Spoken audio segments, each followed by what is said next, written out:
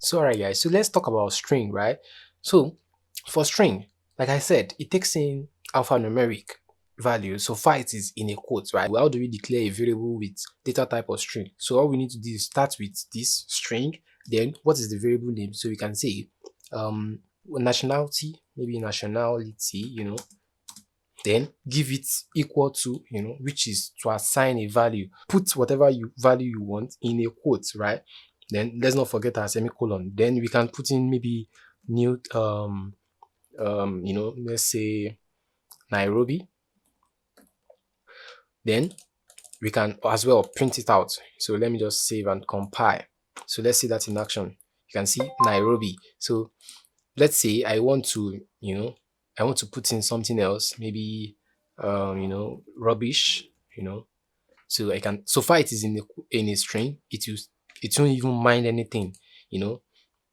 So I'll save and you can see it is giving me, so automatically, let's assume you are expecting a license, you want to accept a license in your, to verify whoever wants to use your script. So automatically, you can use something like string to store the license, right? So that is just an hint of what is coming, right? So now for the nationality, you can say, okay, maybe German, you can save and compile. You can even use, like I said, alphanumeric. It can be anything. So I can say this, and I can even, okay, let's save and compile this. So I'll launch. You can see it is bringing this out. So let's go back and let's say we want to print out maybe name. We can also specify name. So you can say this, oops, right? So I can save, okay, I can print this out, save and compile, right?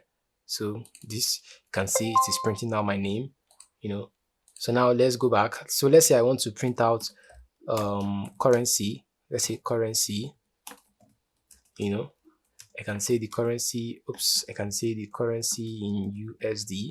So I'll save and, okay, let's print it out. So I'll save and I'll compile.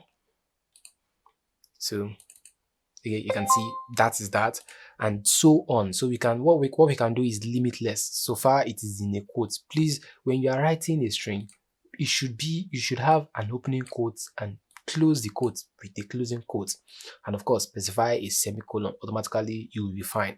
And let's assume you miss out a semicolon and you try to save and compile. Of course, you're going to have a syntax error, which is telling you that, oh, you have a problem on line 12. And of course, it's not line 12. Like I said, the syntax, when you are debugging a syntax error in using your toolbox, it doesn't necessarily tell you where the problem is exactly. It's going to give you hints. So the problem is here, but it's telling me that it is on line 12. So all you need to do is look back, look a step back, on the next line, and you're like, okay, where is the problem? The problem is most likely surely not here, because everything is fine here, but you are pointing at this place. So that means the problem is here. So you can see the problem is the semicolon. And in the case where you miss out a quote, of course, it's going to complain. So like I said, a string, you must encapsulate it in a quote, an opening quote and a closing quote for it to work, right? So that is that for string. So I'll see you on the next one where we talk about colors.